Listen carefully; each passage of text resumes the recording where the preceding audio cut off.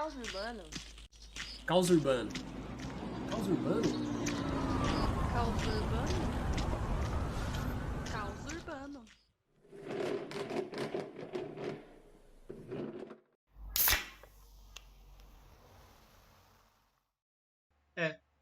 Caos urbano.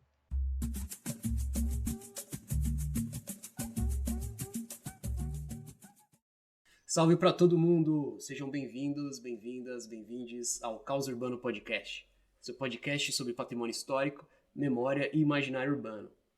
Essa temporada do Caos Urbano Podcast é dedicada à cidade de Guarulhos, projeto financiado com recursos da Lei Aldir Blanc via Funcultura, o Fundo Municipal de Cultura do município de Guarulhos. Olha só, dando continuidade a essa temporada sobre Guarulhos, a gente tem mais uma vez uma convidada e mais uma vez alguém aí que vai ter muito assunto com a gente, não é não, Will? É isso aí. Pô, vou pedir para ela se apresentar aí pra gente. Quem é você, Monique? Boa noite, bom dia, boa tarde, né? Dependendo de quem for ouvir, eu sou a Monique Martins. Agradeço o convite. E a galera também me conhece por Amora, porque é assim que eu assino no rolê da poesia. Então, vamos falar um pouco hoje sobre teatro, poesia e slam, né? Que é este coletivo que eu estou à frente apresentando aqui em Guarulhos. Então, eu sou atriz, sou arte educadora, formada em artes cênicas, sempre trabalhei dando oficina de teatro nos últimos 10 anos. E também conheci o rolê do slam de 5 anos para cá. E aí trouxemos a ideia do slam para Guarulhos e sou apresentadora, sou a Slam Master. Depois eu vou explicar os termos, né? A Slam Master é a mestre de cerimônias do slam. Então apresento o slam do prego, e prego significa Poesia de Resistência de Guarulhos. Então, essa é a apresentação inicial, depois eu explico melhor. Tá ótimo. Inclusive, acho que ia ser legal você, né, você já começou, você introduziu o assunto, né? Explica pra gente o que é o slam. Demorou. Então, o que acontece? O slam, ele se escreve com S mudo, né? Uma sigla, slam, vem de slam poetry, significa batalha de poesia, né? O slam nasce no final da década de 80, assim, influenciado um pouco por uma pegada assim do hip hop, década de 80, Chicago, quebrada, né? Esse é o contexto que nasce o slam. Então, imagina assim a seguinte situação. Aconteciam as batalhas de rima, aconteciam batalhas de gangue, o bagulho tava louco, assim, naquele momento do mundo, e já tinham os saraus. Só que na gringa, o sarau acontecia muito dentro de casa de show, né, em barzinho e tudo mais. O sarau sempre foi muito legal, sempre também teve esse movimento de quebrada. Os MCs se encontravam muito para trazer, não só porque é diferente da batalha de rima, né? Que é o improviso, freestyle com beat. Então tinha esses encontros também, imagina, desses MCs para trazer a sua letra, a sua poesia, né? E aí, refletindo tudo isso, o cara que cria a ideia de slam, que é o Mark Smith, ele fala, como é que é assim, né? A galera assistindo o sarau, ela fica muito passiva, né? Ela só tá assistindo. Então, vamos criar o jogo da palavra falada, né? Então, o slam, ele é um jogo. Tanto que tem Grand Slam do basquete, Grand Slam do tênis, né? Essa sigla, ela é emprestada da ideia do jogo, né? Então, é o jogo da palavra. E também essa palavra de slam, assim, né? Como uma onomatopeia. Ah, gente, eu sou professora, então eu sou bem didáticozinha, né? Explicando o que é slam. Porque, como eu dou oficina também sobre o que é slam, como fazer o slam na sua escola, né? Como poeta formadora, junto com a Islanda Guilhermina, Slam Interescolar, a gente faz essa oficina explicando o que é slam. Então, vocês têm aqui uma aula sobre o que é slam, né? Tudo isso. Aí, o que acontece? Nasce, assim, o slam, né? E o slam chega no Brasil tem 10 anos. Quem traz o movimento no Brasil é a Roberta Estrela Dalva, que é do Zap Slam. O Zap, ele também é de um coletivo de teatro, né? O coletivo Bartolomeu. A galera até conhece um pouco da Roberta Estrela Dalva, porque ela apresentava o programa Manos e Minas, que tinha na TV Cultura, e lá nos intervalos tinham as poesias, né? Então ela foi trazendo esse conceito para dentro da TV também. E aí, beleza, chega no Brasil tem 10 anos. Então, começou meio tímido aqui no Brasil, né? Nasce o Zap Slam, acontecia dentro do teatro. Aí chega o Slam da Guilhermina, que é apresentado pelo Emerson Alcalde, tem a Cris, tem o Chapéu. E aí, o que acontece? Eles falam, não, vamos fazer isso numa praça. E aí, eles fazem do lado do metrô Guilhermina Esperança.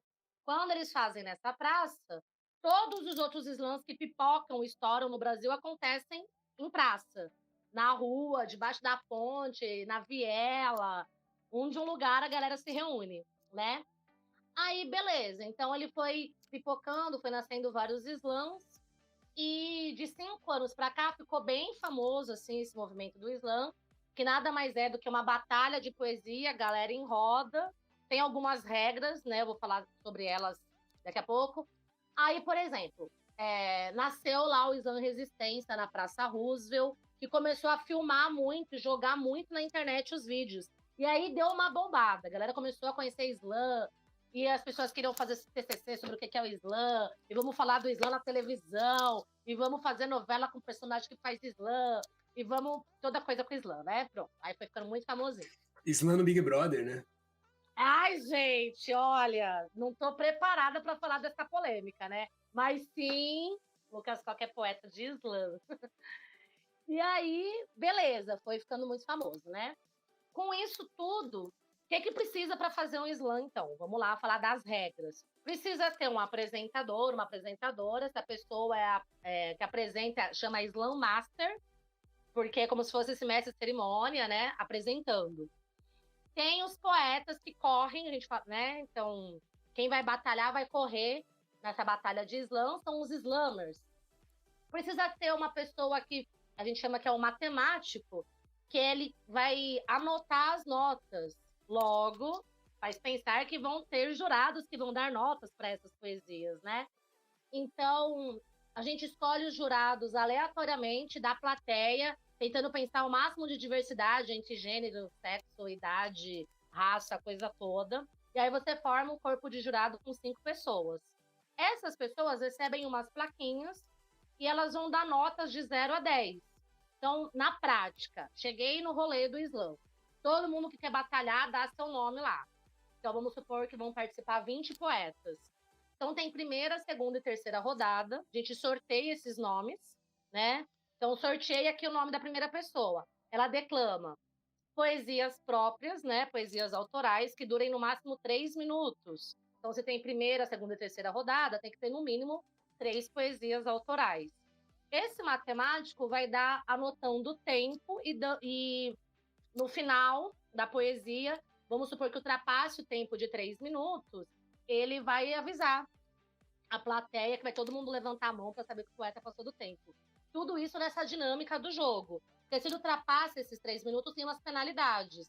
Porque as regras você e a tua voz. Então não pode usar figurino, nem cenário, nem acompanhamento musical, nem passar de 3 minutos. E nem plágio, né? Não pode ser poesia de outra pessoa. Então, tudo isso, se a pessoa fere essas regras desse jogo, ela vai sofrer uma penalidade, né? Então, beleza. Então, imagina assim, os jurados vão dar suas notas de 0 a 10. Como que as pessoas dão nota? Avaliando conteúdo e performance.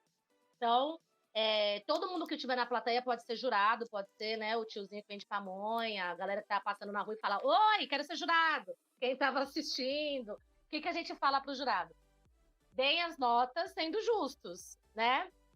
A gente não vai pedir uma análise, né, sintática e morfológica do poema, não é uma análise criteriosa, já que é poesia marginal, é livre, como bater no seu coração, você dá a nota, né? Então pode ser notas picadas, 10, 9.9, 9.8. Aí, no final, cai a maior e a menor nota e a matemática é feita com as notas no meio. Então vamos supor, parece muito complexo eu falando, né? Mas vou resumir aqui. Cheguei na roda, sorteei os nomes. Joãozinho foi sorteado. Veio o Joãozinho aqui, declamei. 3 minutos, a galera enlouquecida, bate palma. Jurados dão nota, a gente fala, notas, jurados. Eles levantam as suas placas com muita emoção. Aí, se as pessoas não gostam da nota, elas reclamam e gritam, credo! Elas ficam muito felizes, elas batem palma, ficam loucas. Tudo isso acontecendo. Aí, aconteceu tudo isso. Aí, vamos lá, a pessoa deu 8, 9, 9, 9, 10. Então, cai a maior e a menor nota, esse 8 esse 10 cai, e a média dessa nota, dessa pessoa, seria 9. E assim, né, vamos supor, de 20 poetas, vão passar 7 para a segunda rodada com as maiores notas e 3 para a última rodada. E aí vai sair o grande vencedor da noite. Então você imagina assim, beleza, Islã do Prego acontecendo aqui em Guarulhos, fez a sua edição de janeiro, tirou o seu vencedor da noite. Todos os slams de São Paulo, do Brasil inteiro, estão fazendo a mesma parada. Então todo mundo vai ter um representante do mês. No final do ano, vai ter a grande final. Então tem a grande final do Islã do Prego. Eu pego os vencedores de todos os meses e faço a grande final. Quando rolar essa grande final, vai ter o grande vencedor do ano. Esse vencedor do ano, todos os outros slams estão fazendo a mesma coisa. A gente tem hoje em dia mais de 200 slams espalhados pelo Brasil. Só em São Paulo tem uns 70. Então, em Guarulhos tem só o Islã do Prego. Pessoas, façam slam. Vocês viram que eu dou aula sobre isso. Ensino vocês, apoiem. Façam slam. Aí tá bom, né? Vai sair lá o vencedor do ano. E aí tem uma seletiva estadual que chama Slam SP. Então, todo mundo vai mandar o seu representante do ano para esse rolê do Slam SP. Então, imagina, 60 poetas declamando por 4 dias. Vai sair lá os 3 vencedores master do Slam SP que vão para o Slam BR. E aí vem poetas de todos os estados do Brasil para fazer a seletiva do BR. Quem vence o Slam BR é o representante do país na Copa do Mundo de Poesia na França. Existe uma Copa do Mundo de Poesia na França. Igual Copa do Mundo de futebol, com as suas chaves e 1000 coisas, né? Ufa! É isso, gente, isso não é isso. Nossa, foi uma aula mesmo, assim, né? Muito bom, muito bom. Acho que já dá para fazer uma prova, né, Will, de Slam? Ah, você tá dizendo. O Will tá arregando.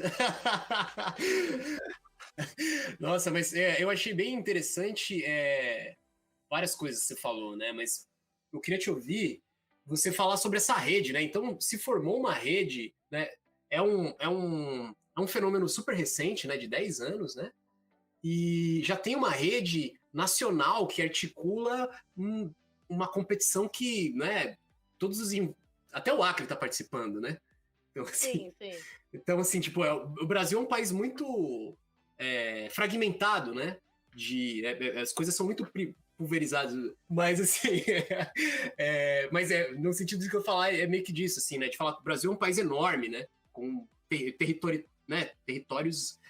Mas eu queria saber um pouco disso, assim, né? Como que, se você sabe, como que essa rede se articulou, assim, né? Em tão pouco tempo, assim, foi uma febre mesmo, então. Então, essa coisa da rede é muito doida, assim, né? A gente fala que todo lugar onde acontece o slam são as suas comunidades de slam, né? E aí essas comunidades também têm as suas autonomias de entender qual a melhor forma de se relacionar com o seu público naquele território, né? Então, é muito curioso, assim, ver isso. Por exemplo, e é muito rico quando você chega no Slam BR, por exemplo, e você tem a oportunidade de ouvir poetas do Brasil inteiro, com as suas diferentes realidades, sotaques, seus pontos de vista sobre as coisas, o quanto tem muitas coisas que divergem e o quanto de coisa que aproxima, né? A gente também está falando das desigualdades sociais, raciais, de gênero, são poesias de denúncia, não é obrigatório que seja, mas acaba sendo. Eu também queria falar um pouco sobre isso, assim, né? As pessoas falam, então, para participar de slam, eu tenho que estar aqui com a poesia só de resistência, poesias revoltadas de denúncia. Não necessariamente, mas como querem nos calar o tempo todo, né? É ali que você tem a oportunidade de fazer denúncias mesmo, né? Com a sua liberdade. E principalmente de contar a sua própria narrativa. Quando a gente pensa em território, a gente pensa nas memórias desse corpo ocupando esse espaço também, né? Então, o quanto é importante eu, como mulher preta, poder contar as minhas narrativas de gênero e de raça, como é importante uma pessoa trans estar ali gritando aos 4 ventos a sua narrativa, porque a nossa narrativa ela também é sempre contada do ponto de vista do colonizador. Essa é a realidade que a gente tem. Quando a gente fala de poesia na escola, por exemplo, parece uma coisa distante, que o moleque pensa que não é para ele. Então a gente aprende o quê? Né, as escolas, o neoclássico, o romantismo, não sei mais o quê. Então parece que é uma coisa distante, tão inatingível, né? Eu vou falar dos versos decassílabos, assim. Parece uma coisa altamente distante. E quando você pensa no Islã, você vai falar do jeito que você quer, tá ligado? Com a gíria, com o trejeito, contando a história do seu território, do seu corpo, que é político, tudo isso. Então, nossa, eu falo, e não respondo a pergunta. Como que essa rede se articulou? Tá, essa rede, ela é muito orgânica. Não existe o Sindicato dos Islãs do Brasil, nem a Cooperativa São Paulo de Islã. Então, ela é muito orgânica, né? Em algum momento, para que aconteça um Islã BR, precisou ter uma articulação, né? Então, o Núcleo Bartolomeu, que é quem está à frente da organização nesses 10 anos, tanto do Islã BR quanto com o Islã SP, eles acabam tendo contato de todos os organizadores de Islã. Então, a gente faz uma reunião por ano do Islã BR, a gente faz uma reunião por semestre do Islã SP, a gente se encontra, a gente tem no grupo do Facebook, a gente tem lista de e-mail, a gente está nos grupos de WhatsApp. Então, tem os organizadores de Islã São Paulo, tem os organizadores de Islã Brasil, e a gente está trocando ideia. Então, o que a gente fala? Quando nasce um Islã, você não precisa, né, se agenciar em nenhum lugar, só, né, quero fazer, vou lá, vou fazer. Mas a gente tem uma coisa da cultura popular, de o mais velho ensina para o mais novo. Então, por uma questão de respeito, de aprendizado, né, quando eu quis trazer o Islã para Guarulhos, eu cheguei na Roberta Stella Dalva e falei, e aí, como é que eu faço um Islã? É só fazer e eu já faço parte desse movimento? Aí ela falou, você vai fazer no mínimo 6 edições. Então a gente precisa provar que a gente fez essas edições. Uma coisa simples, com flyer, com evento no Facebook. Então todo mundo faz as suas 6 edições. E aí é isso, a coisa acontece de forma orgânica. Aqui em Guarulhos é totalmente diferente dos BO que acontecem na Bahia, dos BO que acontecem lá, né? Enfim, no Capão. E aqui a gente entendeu, por exemplo, que era importante eu fazer no centro de Guarulhos, para que todo mundo pudesse chegar de busão ali na Praça Getúlio Vargas. Né, o Islã do Prego acontece sempre toda segunda-feira do mês, na Praça Getúlio Vargas. Foi assim de janeiro de 2017 até janeiro de 2020. A realidade agora já foi mudando, já tem outros desejos.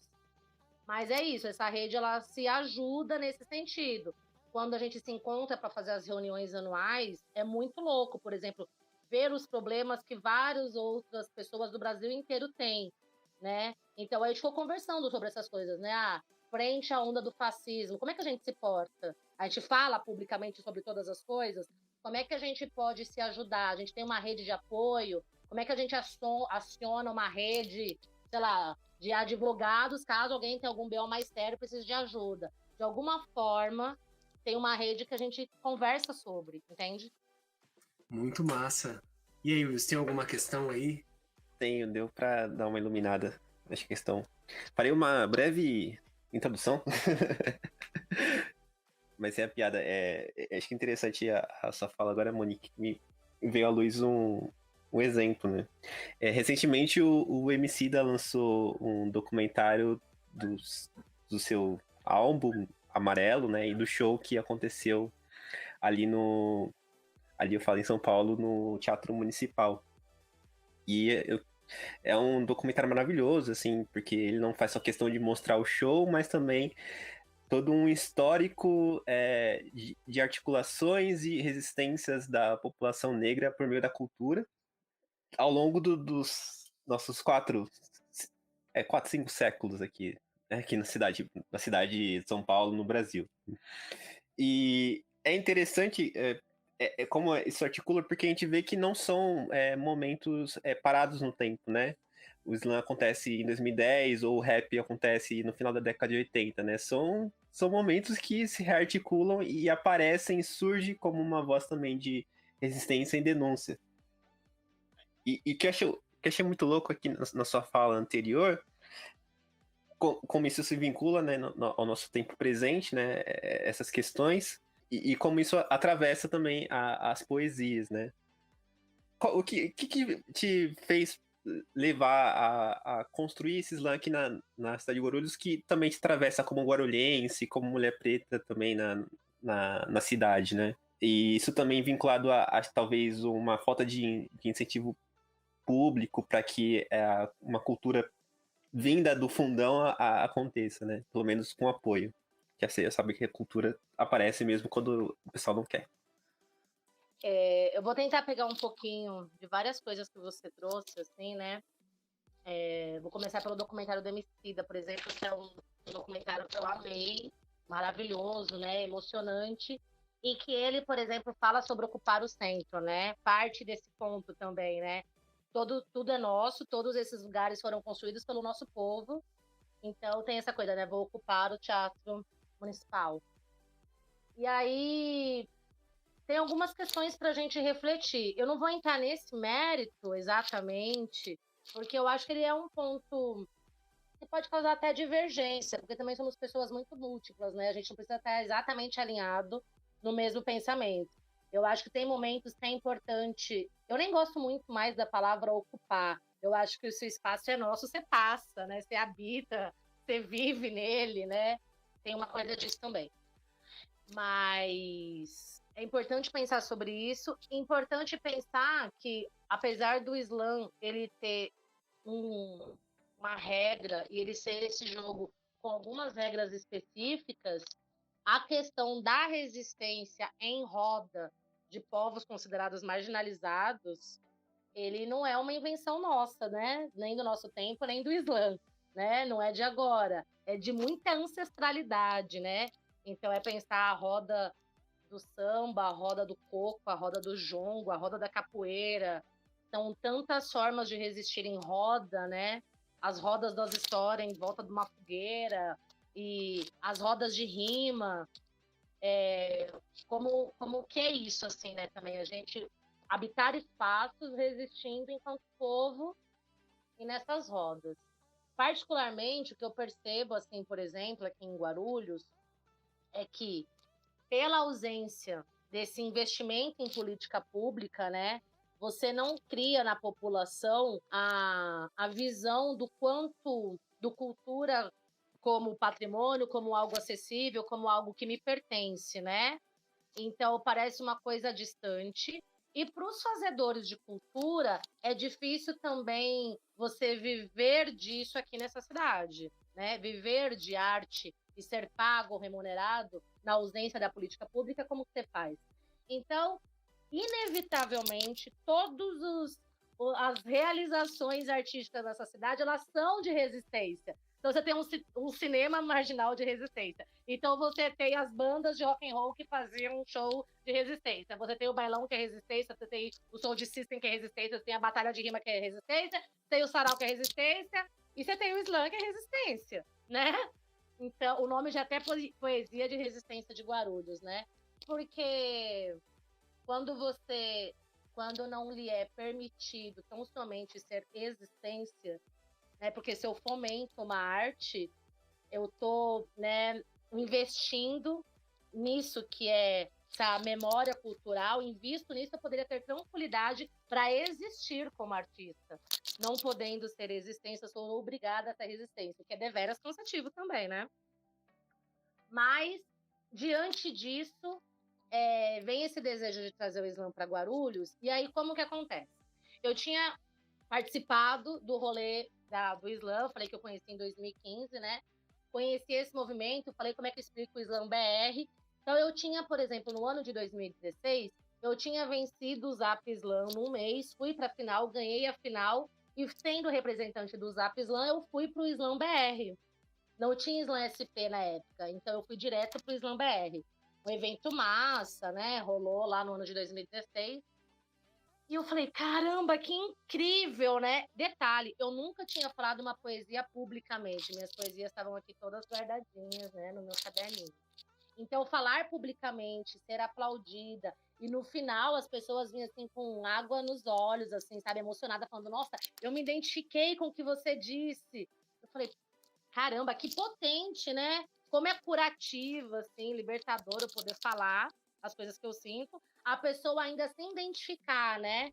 falar, nossa, você falou aquilo que eu não estava conseguindo elaborar, né? O Islã, ele não dá voz para ninguém, todo mundo tem voz, a nossa voz só é silenciada. Então, o Islã, ele é uma roda de escuta. Quero dar uma frisada nisso, né? A gente sempre fala que é uma roda de escuta, né? Pois bem, aí eu falei, né, queria muito trazer o Islã para Guarulhos. Eu frequentava aqui em Guarulhos um outro sarau no centro de Guarulhos, que é um sarau chamado Noites Autorais. Rolou durante muitos anos num botequinho ali no centro, né? Com o Wolf. E aí muitos artistas colavam ali e se conheciam. Você vê, essa arte de resistência, né? A galera fazia pocket show, declamava poesia, né?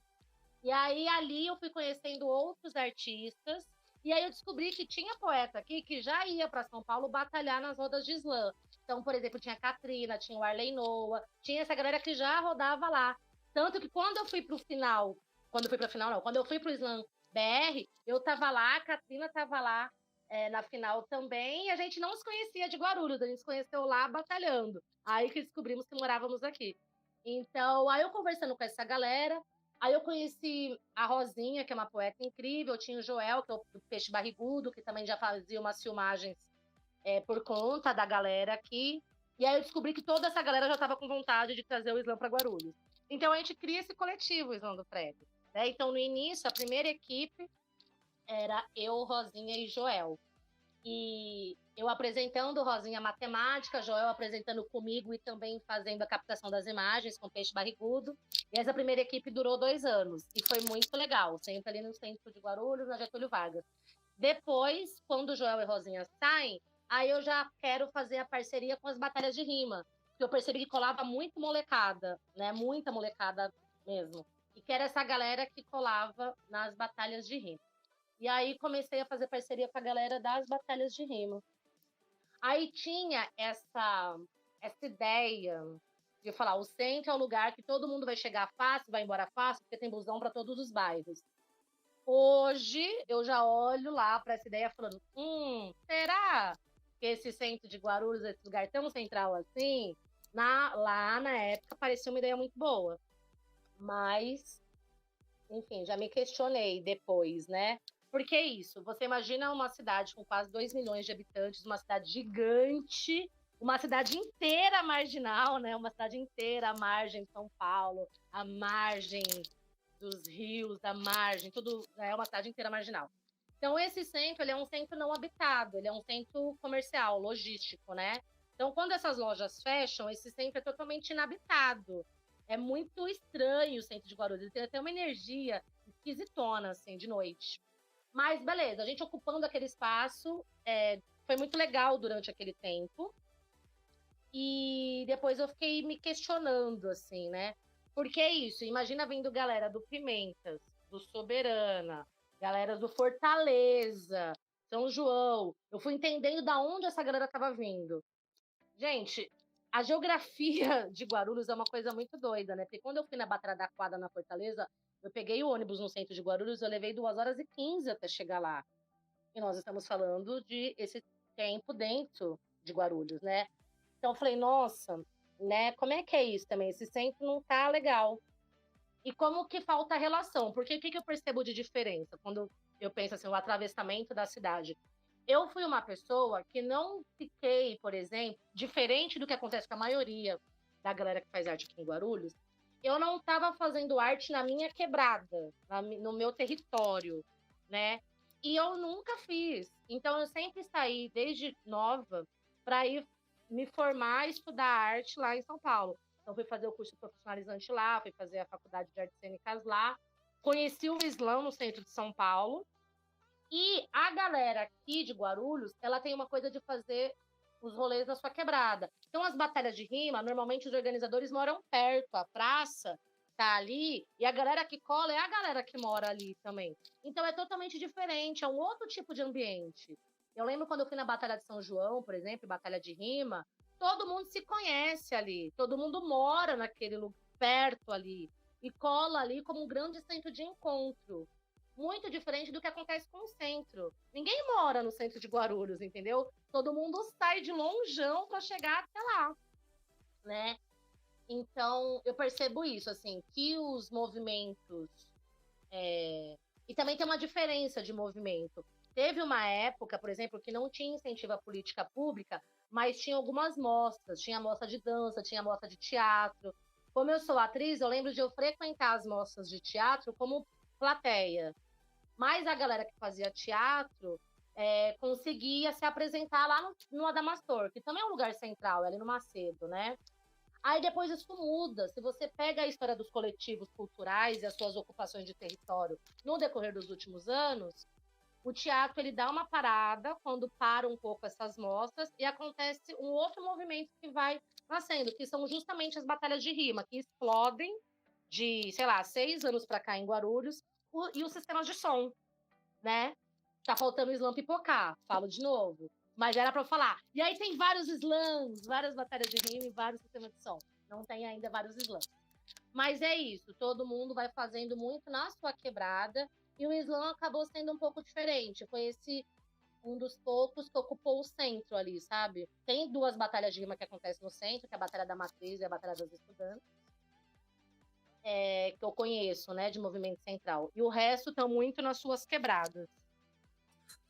Eu fiquei interessado no que você falou, uma coisa do começo e uma coisa agora que você fala, assim, que é a história do slam, ela começa dentro de clubes, né, de casas noturnas, né, e aí no Brasil toma esse caráter público, né, da praça, né, e você até aproximou isso da nossa cultura de roda, né, da capoeira, do samba, do jongo, enfim.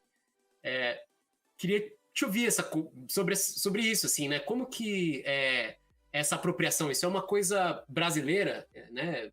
Isso a nossa cara no slam?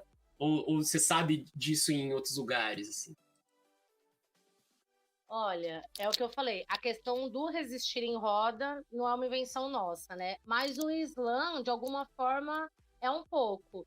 Eu não posso falar sobre todas as comunidades que acontecem no mundo todo, né? Mas pelo que a gente ouve, assim, quando se trombam esses organizadores, é que acabou sendo uma característica nossa mesmo, de fazer na praça e na rua. Eu não sei, eu acho que tem a ver com algumas coisas. Aí tem a ver com o Brasil inteiro ser um país marginal e marginalizado. Aí a gente pode colocar toda a poesia marginal e encontrou a sua grande quebrada neste país aqui, entendeu? Sei lá, né, como é que é isso. E aí a gente também pode falar da falta de incentivo à cultura de uma forma muito ampla, né? Isso não é um problema espúrios, né? A cultura, ela não tem o seu investimento e sua valorização, digamos, né? Então a gente vai fazendo sempre na rua, assim.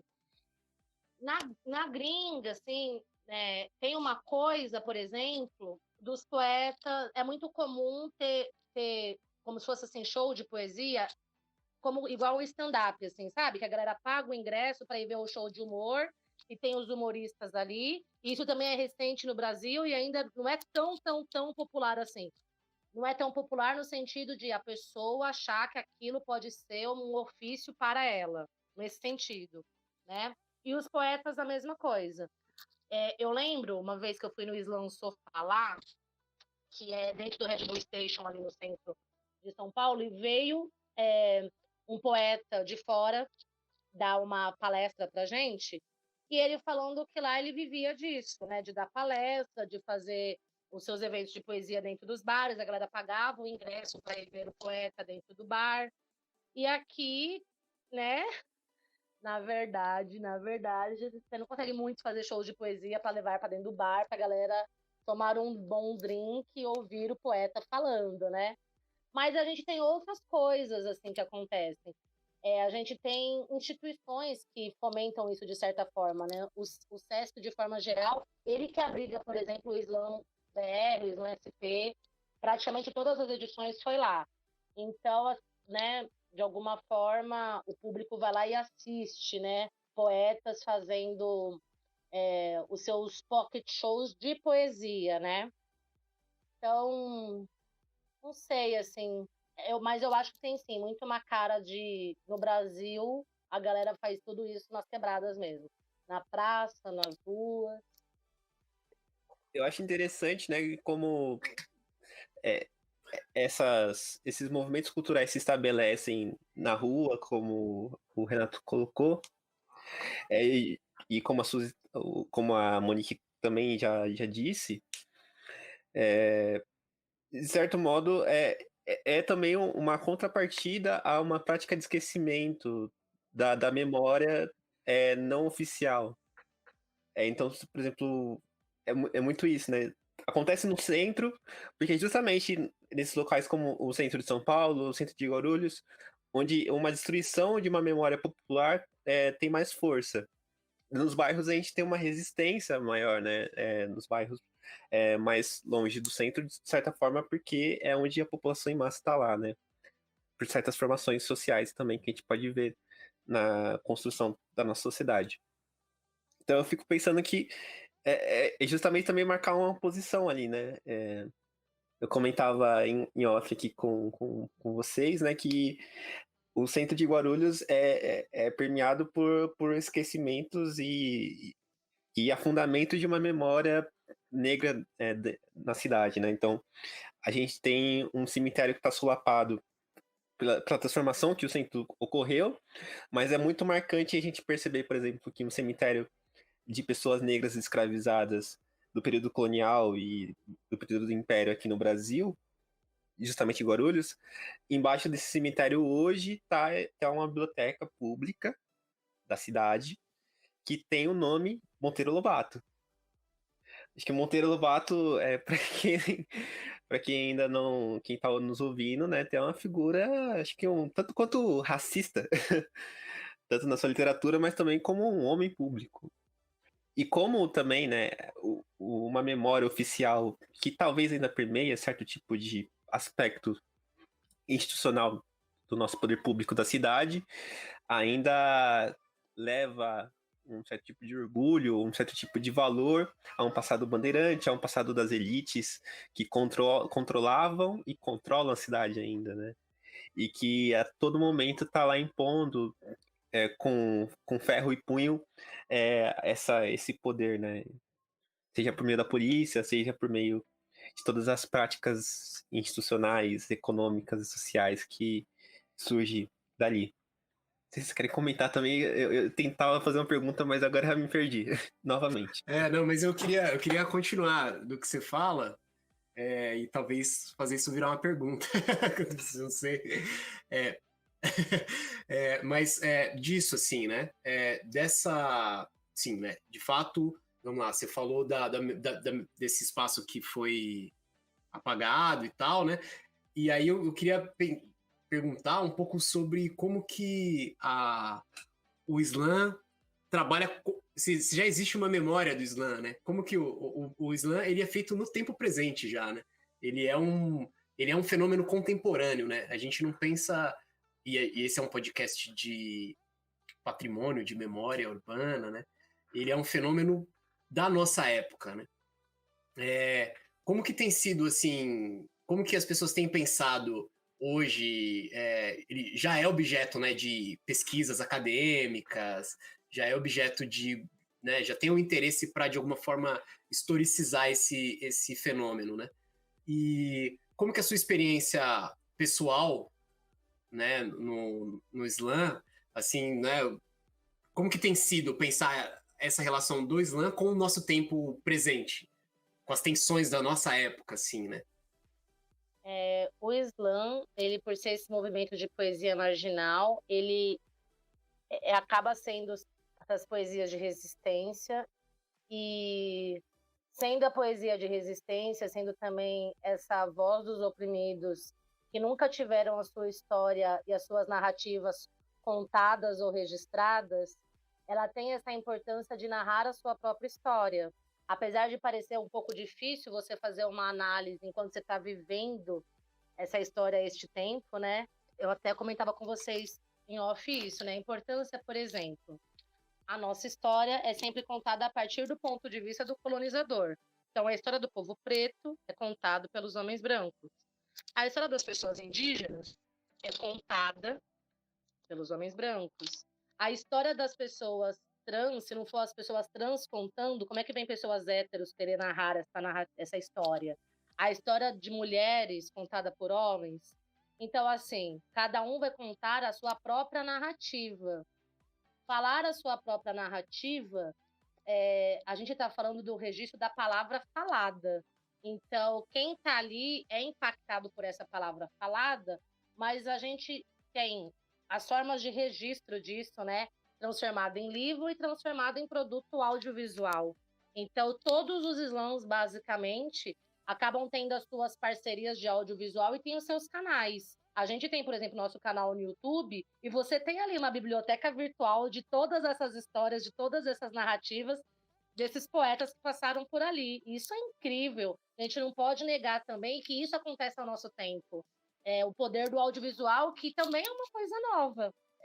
Tudo, assim, a gente pensar na linha do tempo, da história do mundo, assim, você só tinha a oportunidade de fazer o registro em livro, e quem tinha acesso ao letramento que escrevia esses livros. Então, quanto que isso não é colonizador, e como que é emancipador e libertador todo mundo poder falar a sua própria história, narrar, publicar nas suas redes sociais, subir no seu canal no YouTube, publicar os nossos livros independentes. Tudo isso é registro de memória. Então, mais do que o movimento do Slam, que poderia ser considerado, né, então, esse patrimônio imaterial, né, igual aconteceu com a capoeira, com o reggae, sabe? E são movimentos perseguidos. A gente está falando de movimentos negros. Se são movimentos de resistência, são movimentos perseguidos, marginalizados, estigmatizados, né? Então, como que é subversivo no sentido de ser potente, contar a nossa própria história. Então, por exemplo, tem slams que sempre no final do ano publicam um livro, um poema dos vencedores daquele ano. Eu não lancei meu livro ainda, eu estou publicando uma trilogia para lançar de uma vez só, mas, enquanto isso, eu tenho poemas publicados em várias coletâneas. Então, quando eu ganhei o Slam da Guilhermina, tem poema meu lá. Tem poema meu no livro do Slam das Minas, no livro do Slam Só Falar. No livro, tem uma coleção que foi chamada Coleção Slam, dividida por temas. Então, tem poesias antifascistas, poesia de empoderamento feminino, poesias negras. Então, eu tô lá nos livros de empoderamento feminino.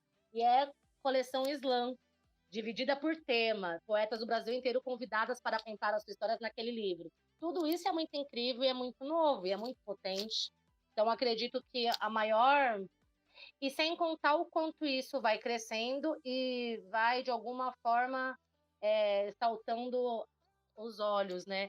Eu não tenho como deixar de falar do Slam interescolar, do coletivo Slam da Guilhermina, que, para mim, é a maior potência de transformação social, usando o Slam como ferramenta. Porque você imagina, eles fazem isso, o Slam interescolar atende as escolas há 6 anos. Eu participo como poeta formadora há 2 anos. Então, as escolas interessadas se inscrevem. A partir do momento que elas se inscrevem, elas vão receber na sua escola um poeta formador para dar 2 oficinas. Uma de como fazer poesia, como fazer slam, e a outra já fazendo slam. Então é isso, cada ano atendeu mais de 100 escolas, né? E agora, por exemplo, vai sair o livro do Slam Interescolar. O Slam Interescolar promoveu também o Slam Interestadual. Aliás, o vencedor do estado de São Paulo foi um moleque de Guarulhos, por exemplo. 2 vezes foi moleque de Guarulhos, da Escola Gleba, aqui do Continental.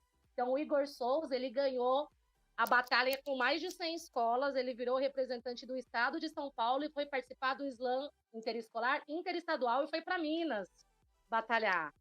E ninguém sabe disso aqui em Guarulhos, entendeu? Mas é uma puta memória que ele carrega, uma história. E é incrível, é incrível. Isso chega a me emocionar, assim, porque é você chegar na escola, sabe? E as meninas novinhas tá falando, tá com o black todo armado, falando suas poesias de resistência de raça, não mexe no meu cabelo, toda a prosa ali. E isso é muito, muito, muito lindo e muito potente, né? E tem esses registros. A gente agora, por exemplo, esse ano, a gente vai fazer o documentário, um mini-doc do Slam do Prego, né? Então, agora quem é a nossa parceira é a produtora Bicho Raro, e a gente coletou imagens de todos os poetas nos últimos 2 anos, e a gente vai fazer um documentário. Então, tudo isso são registros de memórias, né? E eu acho que né, do nosso papo até agora, a gente talvez já está caminhando já para pro final, né? Assim, já passou do meio-dia, né, já passou das 6 da tarde, sei lá. Mas não dá para a gente não falar dessa relação do Islã com a educação, né? Você tá muito envolvida nisso, né? E como que você imagina o futuro disso, assim, né? A gente já tá vendo, a gente já vê uma geração, né, nesses últimos 10 anos, a gente vê uma geração diferente que surge, assim, pelo menos esse é o papo que a gente tem tido. No nosso papo anterior, a gente falou com o Juliano, e ele falando dessa coisa da poesia e da pesquisa que ele faz com os poetas em Guarulhos, ele fala que ele chega ele vê mais a geração dele mesmo, né? Que talvez seja a nossa, mas ele fala de uma geração mais nova que já tá no rolê do Islã, né? E assim, né? E você falou agora das meninas empoderadas, com Black e tal. Como que você imagina esse futuro, assim, do Islã e o que isso pode... Qual pode ser o efeito disso para a formação dessa geração que vai vindo agora, né? Futuro brilhante, emancipador, que a gente vai derrubar o sistema. Oi! Na verdade, uma geração muito mais porreta, muito mais consciente do que nós fomos. Eu, por exemplo, hoje em dia, eu já estou com 34 anos de idade. Então, imagina que eu nasci em 86. E lá na minha adolescência, completamente despolitizada, né? Sem saber coisa nenhuma, né? A gente não falava de bullying, que não é não sabia nem que eu era uma mulher preta. Veja bem como que é essa coisa do colorismo no Brasil, né? Fruto romantizado do estupro, que a gente chama de miscigenação, e que a gente fica nesses locais deslocados, né? Tudo isso são questões que a gente não debatia 20 anos atrás e que essa geração já tem acesso direto com 2 pés no peito, tá ligado? Poucas ideias, assim. Então, imagina, eu fico pensando, nossa, se eu tivesse acesso a esse conhecimento, se eu tivesse conhecido o Islã, Sarau, quando eu tinha 15 anos de idade. Eu fui conhecer só há 5 anos atrás, eu estava com 29. A molecada que cola no Islã é a partir de 13. Vocês não estão entendendo. Entende? É muito doido isso, assim. O Islã Interescolar, por exemplo, a gente dá formação para o ensino médio e para o Fundamental 2. Fundamental 2 é a partir do 6º ano, a partir de 11, 12 anos de idade. Entende? A gente chegar e dar uma oficina numa escola, eles fazendo poesia, falando de depressão. Meu, olha que tabu sendo rompido. As escolas fazendo campanha lá de Setembro Amarelo, eu me emocionei de ouvir as poesias. As crianças falando de automutilação, de ansiedade. Uau! A gente não falava sobre isso, entende? Eu lembro, por exemplo, que em 2016, quando teve a ocupação das escolas, eu cheguei aí para o Rio de Janeiro, a gente fez uma ocupação lá, e eu fiquei um tempão ocupando uma escola, e eu dava oficina de teatro lá dentro. Cheguei a dar um tempo. E aí eu fiquei impressionada o quanto o movimento cultural ele vai rompendo assim essas correntes de opressão e de alienação, porque a escola ainda é um espaço bastante opressor, né? A grade, o formato físico da escola, em grades, né, em formato de prisão, enfileiramento, e o quanto é sucateada a educação, e o quanto o currículo ainda é um currículo bastante estático, né, que a gente também estuda até hoje em dia a história eurocêntrica, né, e não estuda a nossa história, né, preta, indígena. Então, enquanto o Islã joga os temas lá na frente, entendeu? Meu, o que é isso? Você não estudou na escola?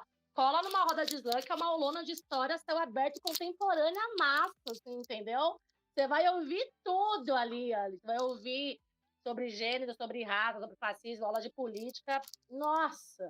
Então, por exemplo, eu lembro que para mim foi muito maravilhoso e chocante. Tem um Islã aqui em São Paulo que chama Islã Marginália, que é o Islã que é um Islã de pessoas trans para declamar.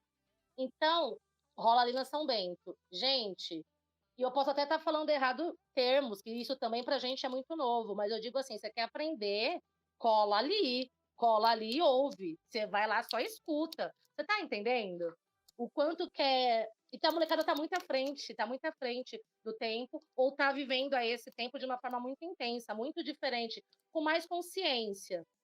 De alguma forma, pode parecer que inicialmente pareça um risco, no sentido de, então, é uma galera também muito do tombamento, né? Fala sem ter aprofundamento nas coisas, faz textão no Facebook, mas eu ainda vejo isso mais positivo do que o que a gente foi. Porque se a gente não estava falando nada 20 anos atrás, a galera vai lá, vai tretar, vai postar no Facebook, vai postar textão, vai tombar, aí o outro vai chamar, já vai tirar satisfação na rua, daqui a pouco já tem uma treta, daqui a pouco você já aprendeu também. E já estamos aqui, aprendendo e caminhando, entendeu? Então eu acho que é nesse sentido, assim, é muito legal. Porque ainda é um espaço de... porque revela um pouco que a sociedade é conflito, né? Que a gente, né... E é interessante pensar o Islã, que o Islã, a proposta dele é um conflito, né? Que é um conflito que vira jogo, né? E isso é importante, né? Do ponto de... numa coisa meio psicanalítica, né? De sublimar, né? Essa verdade que a coletividade ela coloca pra gente, né? De uma realidade de conflito. E de, mais do que isso, né? De elaborar esse conflito e de criar algo, né? A partir disso. Isso é muito, muito potente mesmo. Tô maravilhado com o universo do Islã. Sim, gente, assistam vídeos de Islã por enquanto tá tudo meio online, mas depois colhem numa rola de Islã. É gostoso demais, assim, é muito diferente de qualquer outro rolê, porque você aprende muito, real, assim. Você fala, caramba, eu nunca tinha pensado esse tema sobre esse ponto de vista, sabe? Meu, olha o que essa mina tá falando. Nossa, não acredito que vocês mulheres passam por isso. Olha, que oportunidade que eu tenho aqui de construir o meu machismo. Você tá entendendo? Então, ou a mesma coisa, né? Caramba, olha só as pessoas pretas falando isso, que oportunidade que eu tenho de rever os meus privilégios. Então, é muito louco tudo isso, assim, porque é sempre grandes aulas, assim. Tem isso que você falou do jogo, que é muito legal. Ele já te dá uma pilha, né? Ele não é passivo, tranquilinho, assim, um sarau, né? Você já tá aqui como na disputa, tendo que trabalhar seu ego, altas ansiedades, toda uma galera vibrando. Isso também, né? Dá um up, assim, na coisa, né? Muito curioso. Nossa, muito bom, muito bom. Adorei esse... É maravilhoso ver esse diálogo do que você trouxe, assim, do Islã com esse nosso momento, assim. Cara, eu adorei essa conversa. Pô, Eu queria fazer um pedido. ela até sabe, né? Se você poderia nos presentear o nosso humilde podcast com a poesia sua. Bora! Engraçado, apesar de parecer óbvio, eu não estava pensando numa poesia para hoje, não. Mas como eu falei que a revolta é muito legítima, me deu vontade de resgatar uma poesia revoltadinha. Gostei da ideia. Olha, gente, vou até mudar de ambiente aqui, porque eu vou dar uma berrada, as pessoas da casa vão ficar um pouco preocupadas, né? Então é o seguinte, este poema chama Poema Didáticozinho. Olha, que bom esse título, né? Deixa eu me organizar aqui para declamar ele. Então vamos lá. Vou ver se eu lembro, né? Faz tanto tempo que eu não declamo ele. Poema didáticozinho. Disseram que eu era feminista e falava de cu. Aí eu resolvi fazer um poema lírico e bem didáticozinho, para poder explanar sobre a relação abusiva de sexo e poder.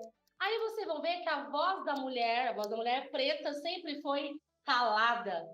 Desde que o bando de Cabral chegou, impondo o seu poder às custas de muita indígena e preta estuprada. Não. Vamos voltar muitos anos atrás, porque desde essa história de que Deus criou Eva depois de Adão, o homem já começou a humanidade entendendo tudo errado, se achando melhor, o bonzão. Eu poderia dizer uma par de fita para rimar com essa questão. Por exemplo, cada vez que um homem goza, está pouco se lixando para a sensibilidade do meu tesão. Cada vez que um macho escroto ocupa o meu lugar de fala e tira o microfone da minha mão. Cada vez que eu ofereço amor e você me oferece a superficialidade de paixão com cara de tesão. Cada vez que eu falo e você vem e me atravessa com seu sim, achando que ele tem que ser mais forte do que o meu soletrado não. Cada vez que me chamam de feminista, louca, puta, não respeito a minha condição. Cada vez que um homem ganha um salário mais alto e sai na rua bradando razão. Cada vez que vocês esquecem que nasceram foi de um útero e não da costela de Adão. Então, cada homem aqui que estiver se achando muito no chão, cuidado. As minas estão chegando forte, munidas de poema para denunciar o patriarcado. E nem é guerra de ego, ameaça velada. É só mesmo para lembrar que a nossa voz nunca mais será calada.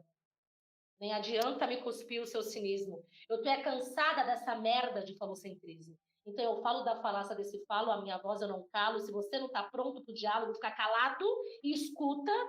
Guarda no bolso essa sua tese de achar que toda mina empoderada é puta.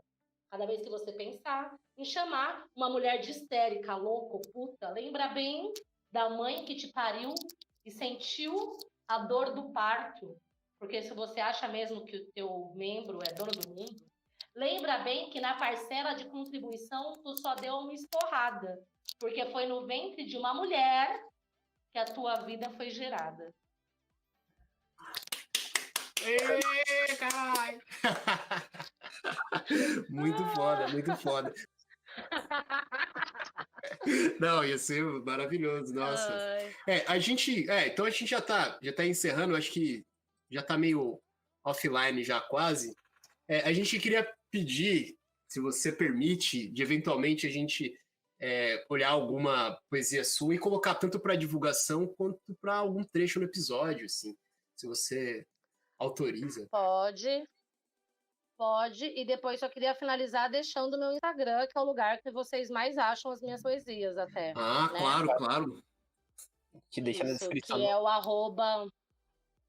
Isso, então, meu contato principal que eu mais tenho usado é o Instagram, que é o @ né, moniquemartins.amora. moniquemartins.amora. Tem a fanpage, que é coligada com ele, né, moniquemartins.amora também, mas o lugar que eu mais interajo, que eu mais posto vídeo falando de poesia, as poesias escritas também é no meu Insta mesmo. Ah, muito legal. Divulgaremos. E aí, isso. E aí, em todo caso, tem o canal no YouTube do Islã do Prego, que lá é um lugar, assim, que é esse grande acervo, né, para vocês verem poesias incríveis de muitos poetas da cidade. E até precisa divulgar mais, mas está tudo lá, assim, muito legal. YouTube do Islã do Prego, tem a fanpage do Islã do Prego. E a gente até amanhã vai fazer esse evento, né, que vai ser o aniversário de 4 anos do Islã do Prego, transmitido pela página. Então dá sempre para acompanhar as coisas Que por lá. especial. Nossa, muito legal. Pô, Monique, muito obrigado. A gente tá maravilhado. Nem parece que a gente se conheceu há 2 horas. Isso sem cerveja, isso é um grande feito. Olha que maravilha, demos um sextou aqui só no papo, né? Pode crer. Sim, muito, assim, a sua simpatia, carisma, você tá de parabéns, seu trampo foda. Não pode falar a palavra no nosso podcast, mas valeu, parabéns, hein? Obrigada, gente. Não pode falar palavrão aí na poesia, gente, é licença poética, tá? Toda brasileira. E é isso, você vê, quando eu falo de a raiva ser muito legítima, quando eu escrevi essa poesia, eu estava muito revoltada. Eu olho para ela, acho até graça, né, hoje em dia. Mas é legítimo, né, poder elaborar o que te deixa com raiva, elaborar o que te causa dor. Eu incentivo, gente, super terapêutico, escrevam poesia. Então é isso, eu vou agradecer a Monique também pela participação, foi muito incrível. Acho que é um relato meu, mas cada episódio nosso tá sendo como se fosse uma descoberta arqueológica que não estava no fundo, mas estava só esparçada pela cidade. E acho que está sendo um ponto de encontro e convergência, né, das nossas ideias, das nossas trocas. Então, e acho que é muito a ideia do podcast, né? O caos. Mas o caos também organiza. Maravilhoso, gente. Vamos revelar o caos. É isso, acho bom. Eu sou de Ares, eu gosto de brigar também, acho maravilhoso. Entendeu? Então, eu gosto muito de revelar o caos, vocês não estão entendendo. Aí essa parte fofa, assim, acolhedora, bonitinha, é porque tem um ascendente em peixes, uma lua em câncer, é a louca do signo aqui falando. Aí deixa o quê? Uma partinha fofa, mas uma parte de mim adora revelar o caos. Entendeu? Acho bom demais. Acho que a gente briga pra depois resolver. Porque se a gente não brigar pra depois resolver, cada um fala, tem que falar e